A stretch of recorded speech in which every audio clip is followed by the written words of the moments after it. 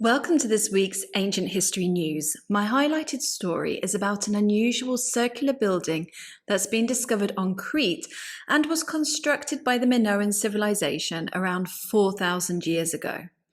I then discuss a DNA study that's been carried out on burials from a Neolithic grave in France.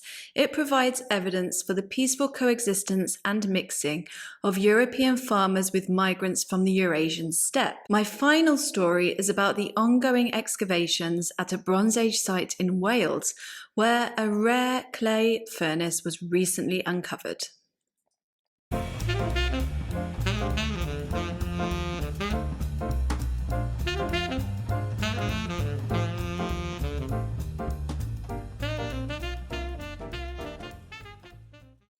Unusual Bronze Age circular building excavated on Crete. A team of archaeologists excavating the site of a planned radar station that will service a new airport on Crete have come across a huge ancient circular building. Sitting almost 500 meters above sea level on top of the Papura hill near the town of Castelli, the structure measures 48 meters in diameter and covers around 1,800 square meters. Externally, it's made up of 8 circular stone walls superimposed on top of one another. The average thickness of these walls is 1.4 meters and they are as tall as 1.7 meters in places. Internally, there are 2 zones. Zone B is made up of radial walls intersecting to create small rooms.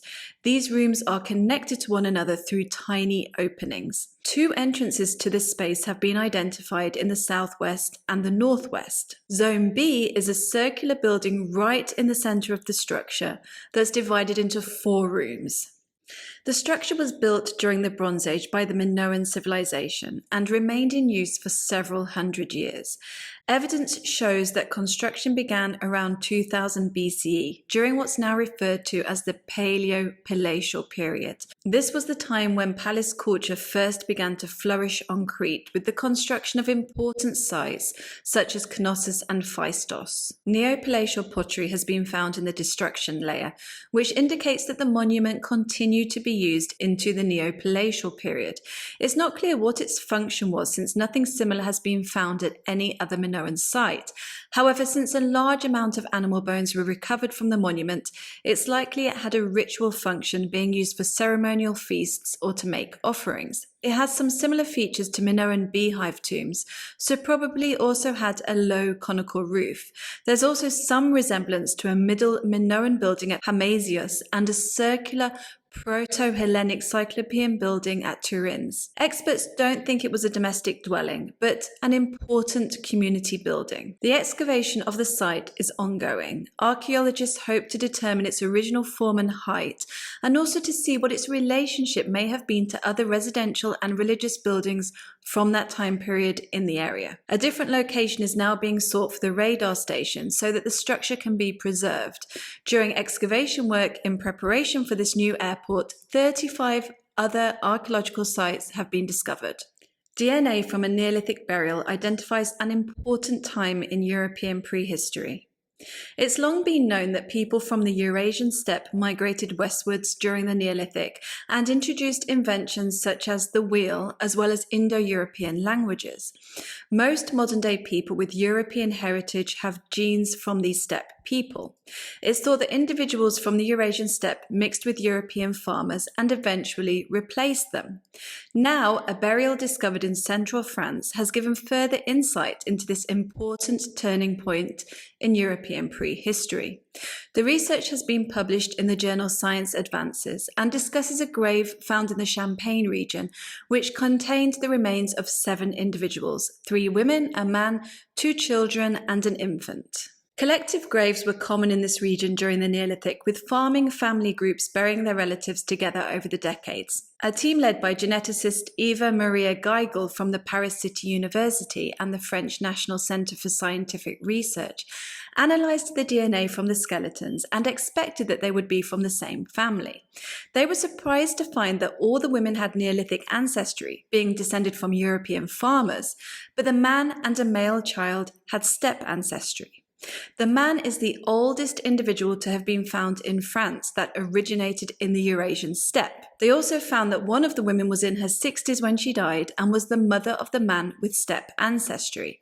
An infant that died at 7 years of age was the son of this man. Although the partner of this woman in her 60s wasn't buried in the grave, the researchers were able to reconstruct his genome and calculated that it must have had around 70% steppe ancestry. This grave is a very important find because it's the first genetic evidence that's ever been recovered for a Neolithic farmer having children with a steppe migrant. As I mentioned, it's known that these relationships took place. However, this grave pinpoints an exact moment in time when this happened in one family 4,500 years ago. Previous studies had shown that steppe migrants were mostly men who mated with Neolithic women, something that's left its mark on the Y chromosome of modern individuals. This pattern is also reflected in the grave. The other two Neolithic women in the grave were not related to each other or the older woman, although it's been suggested in the past that the steppe people may have staged a violent invasion killing off Neolithic men. The grave is evidence for peaceful integration. Since not all the individuals buried in the grave were related to one another, they must have been part of a social group rather than a biological family. There were also no signs of violence. Only a few grave goods were excavated from the burials, a bead and a dog paw, so it's not clear which material culture these people belonged to. However, their burials do coincide with the time the bell beaker culture was becoming widespread in Europe. Ongoing excavations reveal more Bronze Age finds at a park in Cardiff. In 2022, a geophysical survey was carried out at Trilai Park in Cardiff in preparation for the construction of sports pitches. Evidence for a Bronze Age roundhouse was found, so excavations were started by the Carrow and Ely Rediscovering Heritage Project. These excavations have so far established that 2 roundhouses had been built on the site, the second one after the first one had been demolished. Evidence for a hearth in the second house was also found, along with pottery, and the original floors of both roundhouses were still intact.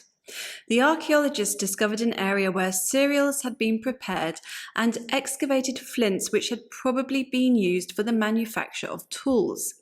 In recent weeks, a clay furnace has been recovered from the site. This is thought to be only the second of its kind to have ever been found in the UK. A Bronze Age metal worker would have used such a furnace to manufacture weapons, tools, and jewellery. A pot, most likely an urn, was also found next to the furnace and will be excavated. According to The Guardian, Oliver Davis, co-director of the project, thinks that the furnace predates the roundhouses and that the urn probably contains the ashes of the metal worker who used the furnace. They were probably an ancestor of the residents of the later roundhouses. There also appears to be evidence for a timber circle underneath the roundhouses, which shows that the area was once an important meeting place. The project is a collaboration between Cardiff University, the community group Action in Carrow and Ely, local schools, heritage groups, and residents.